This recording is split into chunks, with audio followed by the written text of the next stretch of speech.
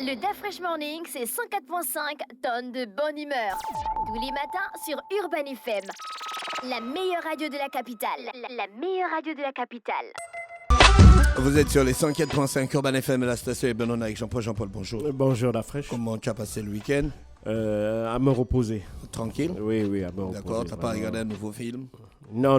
J'ai pas de nouvelles sorties? Non, par contre, j'ai regardé la série sur Netflix consacrée à Meghan et Harry. J'essaie un peu de comprendre. Avatar est passé à Port-Gentil. Comment ça? À Canal Olympia, en sortie internationale. Il y a un cinéma à Port-Gentil qu'on appelle Canal. Ah bon? Donc les Port-Gentillais, ils ont suivi Avatar le 2. Ils ont déjà l'avance. Écoutez. Ça m'a choqué. Mais je suis choqué. Par contre, je dois aller suivre... comment ça s'appelle? Le dernier film d'Omar Sy. Omar, c'est Tirailleurs. D'accord, ça fait beaucoup polémique. Non, le film n'a pas fait polémique. Ce sont les propos qu'il a tenus sur la guerre en Ukraine qui ont fait polémique. Mais dans le fond, il disait la vérité.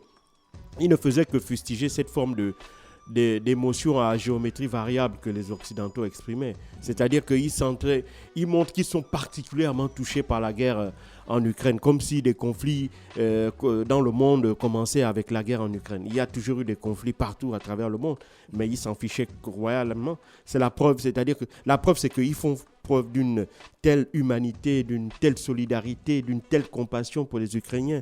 Le cas de la France, par exemple, il y a 130 000 Ukrainiens qui sont installés en France, qui ont été accueillis par les autorités françaises, alors que des milliers de Syriens, des milliers d'Éthiopiens, des milliers d'Afghans, des milliers de Libanais, de Palestiniens, des milliers d'Algériens, de Marocains demandent l'asile en France. Ils ne parviennent pas à obtenir des papiers, même la Côte d'Ivoire. Quand on regarde la liste des pays qui demandent des visas en France, ce n'est pas des pays de l'Europe de l'Est. Il faut savoir qu'en général, même les Ukrainiens, quand ils arrivent en France, en fait, c'est le plan B ou le plan C. C'est un plan intermédiaire pour aller, par exemple, soit aux États-Unis, parce qu'il y a une très forte communauté américaine, par exemple, dans le Delaware, l'État de Joe Biden.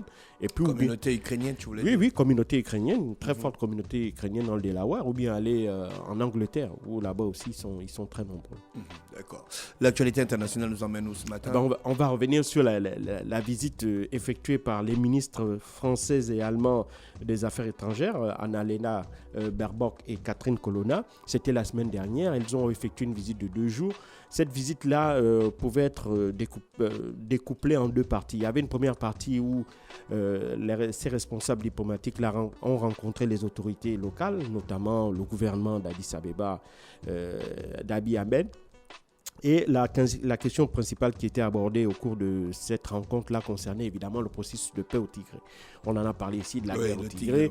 Depuis le mois de novembre, ils sont parvenus, le gouvernement et les forces de libération du Tigré sont parvenus à un accord. Actuellement, on est dans la phase de démobilisation et de désarmement. La démobilisation, c'est le fait que les hommes sortent de ces troupes irrégulières-là, ces forces armées rebelles. Et puis le désarmement, c'est évidemment le fait que les rebelles ont décidé de déposer les armes. Ils ont déposé d'abord dans la phase 1, si tu veux, tout ce qui est armes légères. Maintenant, ils sont dans la phase 2 où c'est tout ce qui est armes lourdes, donc des mortiers, des chars et autres. Et donc, ces deux, comme je l'ai dit, Annalena Baerbock et Catherine Colonna sont venues en réalité saluer ce processus de paix en Éthiopie et apporter un soutien à la fois politique et diplomatique. Politique, diplomatique et humanitaire. Politique et diplomatique d'abord parce qu'il faut savoir, depuis le déclenchement de la guerre en Éthiopie, de cette guerre-là, l'Union européenne a été particulièrement très critique en matière d'exaction et de respect des droits de l'homme dans cette région du Tigré-là. Et à cause de cette situation, l'Union européenne a depuis 2 ans suspendu l'aide qu'elle accorde à l'Éthiopie. Et donc, il s'agissait de venir voir un peu les évolutions sur le terrain, se rendre compte comment les choses avaient évolué, et éventuellement, parce qu'il y a un Conseil européen des affaires étrangères qui aura lieu la semaine prochaine, éventuellement voir s'il faille rétablir l'aide que l'Union européenne accorde généralement à l'Éthiopie. Et donc, il s'agissait aussi par là de féliciter aussi bien les autorités fédérales éthiopiennes que celles du Tigré pour être parvenues à un consensus pour être parvenus à un accord qui a permis de faire taire les armes, parce qu'il faut savoir que dans cette région, le conflit a duré quand même 2 ans. 2 millions de personnes ont dû être déplacées, sont parties soit du Tigré pour d'autres régions d'Éthiopie ou sont même allées à l'étranger. Il faut savoir qu'il y a 5 millions de personnes qui sont en insécurité alimentaire parce que cette région aussi a connu l'année dernière une sécheresse terrible. Et donc le fait que depuis 2 ans, les populations n'ont pas pu respecter le cycle agricole normal d'ensemencement, puis de récolte et autres, on a 5 millions d'Éthiopiens dans cette région-là qui sont en insécurité alimentaire et donc qui sont dépendants de l'aide humanitaire. L'organisation Oxfam dit qu'entre 500 et 800 000 personnes seraient mortes des effets collatéraux liés notamment à la famine, du fait de leur incapacité à pouvoir accéder à des aliments. Et il faut savoir que cette situation a encore été accélérée, dégradée par le fait que les autorités fédérales avaient décidé de mettre un véritable block-out sur le Tigré, et ce qui faisait que plus rien ne passait. Quelques organisations humanitaires étaient parvenues à faire passer quelques vivres, mais cela était extrêmement difficile du fait de la multiplication des attaques contre les convois humanitaires. Tantôt, on accusait les forces régulières, tantôt on accusait des milices qui sont des milices pro-gouvernementales, soit on accusait tout simplement des milices qui appartiennent aux forces de libération du Tigré. Donc tout ça faisait qu'il y avait un tel niveau d'insécurité que l'année dernière, il a fallu presque 3 ou 4 mois où il n'y a eu aucun camion qui soit entré dans le Tigré. Donc tout ça a évidemment des effets dramatiques sur les populations, terribles en termes de sécurité alimentaire. Et donc c'est ce processus, ce rétablissement depuis le mois de novembre que l'accord a été signé. Petit à petit, les choses, selon les autorités éthiopiennes, sont en train de se remettre en place. Dans la capitale Mekele, l'eau et l'électricité ont été rétablies. Un certain nombre de services publics aussi sont en train progressivement d'être rétablis, même si certaines organisations des droits de l'homme qui ont rencontré ces deux responsables européens estiment qu'il y a encore quelques dérives, c'est-à-dire qu'il y a encore quelques petits points où on peut observer des exactions ça et là mais ça, évidemment, ce sont des situations qui sont dues au fait que, évidemment, quand il y a une reprise du conflit, quand il y a des cessations d'hostilité, il y a souvent des tensions qui existent. Il y a encore des poches de tension et malheureusement, on peut observer ces cas d'accident, si on peut parler ainsi. Et puis, donc, il y a aussi le soutien humanitaire parce que l'Union européenne a l'intention d'apporter notamment une aide alimentaire, donc des céréales à l'Éthiopie. L'Éthiopie aussi a un peu fait les frais de la guerre en Russie parce qu'il faut savoir que l'Éthiopie importe une grande partie de sa consommation de céréales d'Ukraine. Or, une partie de céréales, j'en avais parlé ici du fait du conflit avec la Russie, il y avait eu une espèce de... L'Éthiopie avait eu énormément de difficultés à s'approvisionner en céréales de la part de l'Ukraine. Et donc, le fait que, grâce à l'accord signé sous la supervision de la Turquie entre la Russie et l'Ukraine, les exportations céréalières d'Ukraine ont pu débuter, mais ce n'est qu'il y a quelques semaines à peine que l'Éthiopie a pu recevoir pour la première fois encore quelques tonnes de céréales en provenance d'Ukraine. Et donc, l'Union européenne a décidé donc d'accélérer, du moins sur le volet humanitaire là, pour aider ces 5,1 millions d'Éthiopiens qui sont en phase d'insécurité alimentaire, de mettre en place un corridor qui permettra à l'Union européenne d'acheminer rapidement de l'aide pour ces populations-là. Ça, c'est le premier volet auquel s'est consacré le premier jour de visite de ces deux chefs des affaires étrangères allemands et français. Puis le deuxième jour, Catherine Colonna et Annalena Baerbock ont rencontré cette fois-ci les dirigeants de l'Union africaine parce qu'il faut savoir qu'Addis Abeba est le lieu où se trouve le siège de l'Union africaine. Et donc là, c'était le deuxième volet, un volet beaucoup plus lié à essayer de soutirer un soutien de la part de l'Union africaine, notamment en faveur des Occidentaux, contre la Russie en ce qui concerne évidemment le conflit en Ukraine. Il faut se rappeler que lorsque le conflit avait été déclenché en février dernier, en mars, il y a eu une assemblée générale de l'ONU qui avait été convoquée par les Occidentaux, dans laquelle on avait demandé aux pays africains de condamner et de prendre des sanctions contre la Russie. Il faut savoir que la moitié des pays africains ont voté neutre. Sur l'autre moitié, on dira encore un bon 2 tiers avait voté contre les sanctions. Seul un petit groupe de pays africains ont voté en fonction de ces sanctions. Le Gabon a voté en faveur, pas voté en fonction des sanctions, ont condamné la Russie. Le Gabon a condamné la Russie, mais uniquement sur le principe. D'accord ?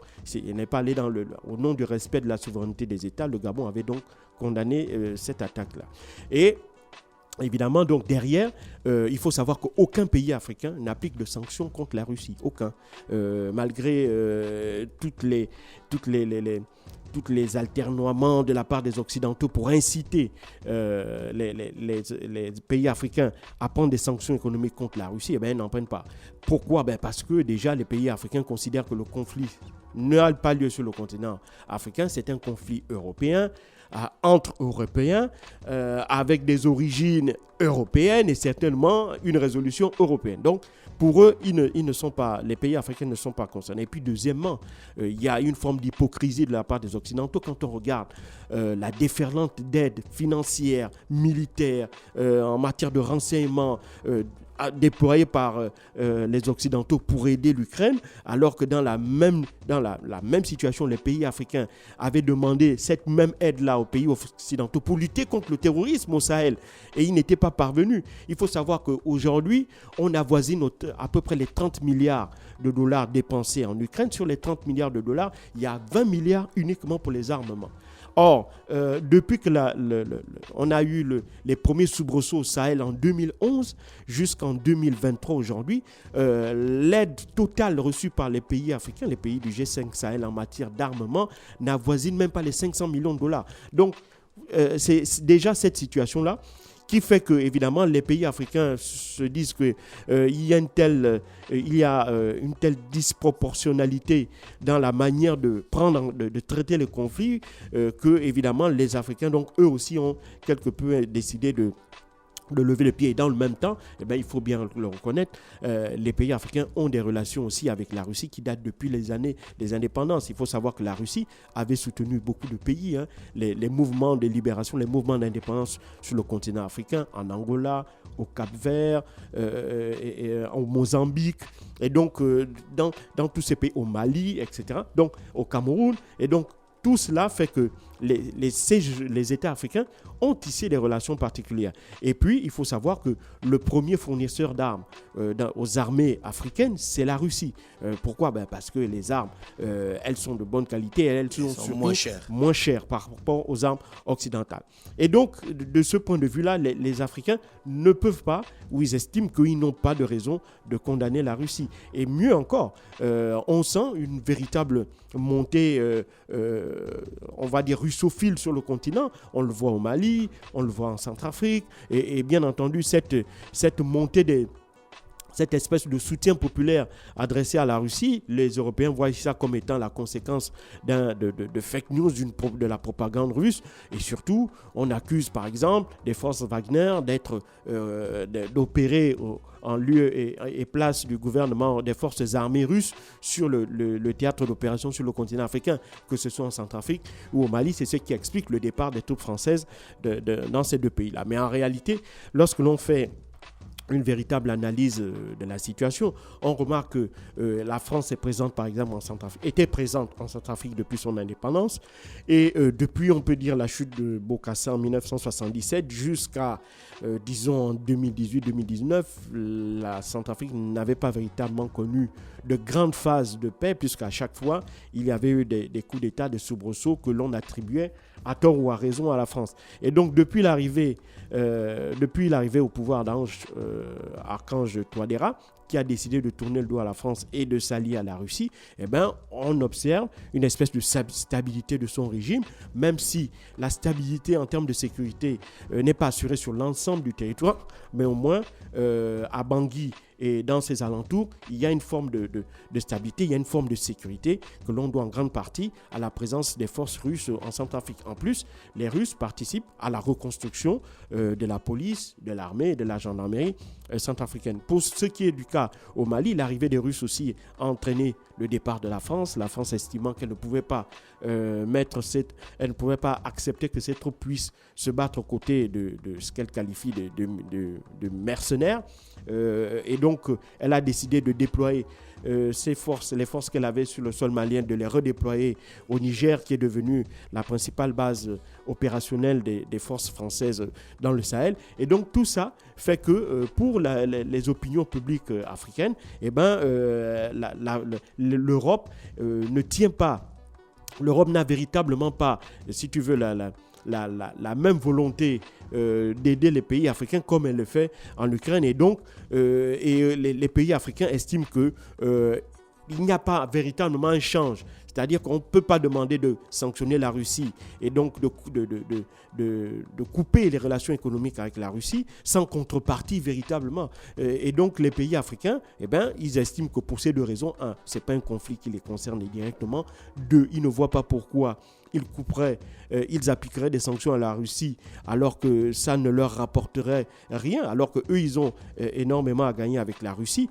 Sur le plan militaire, sur le plan alimentaire, parce que beaucoup de pays africains sont de gros importateurs de céréales russes. Donc tout ça fait que les Européens ont décidé de revenir à une forme d'offensive pour reconquérir en quelque sorte les opinions publiques et les gouvernements. Donc c'est comme ça qu'il faut, bien entendu, comprendre et traduire cette visite des responsables diplomatiques allemands et français à Addis Abeba la semaine dernière. Merci Jean-Paul avec nous ce matin sur les 104.5 Urban FM, la station urbaine dans Luda Fresh Morning. On se retrouve juste après, restez connectés.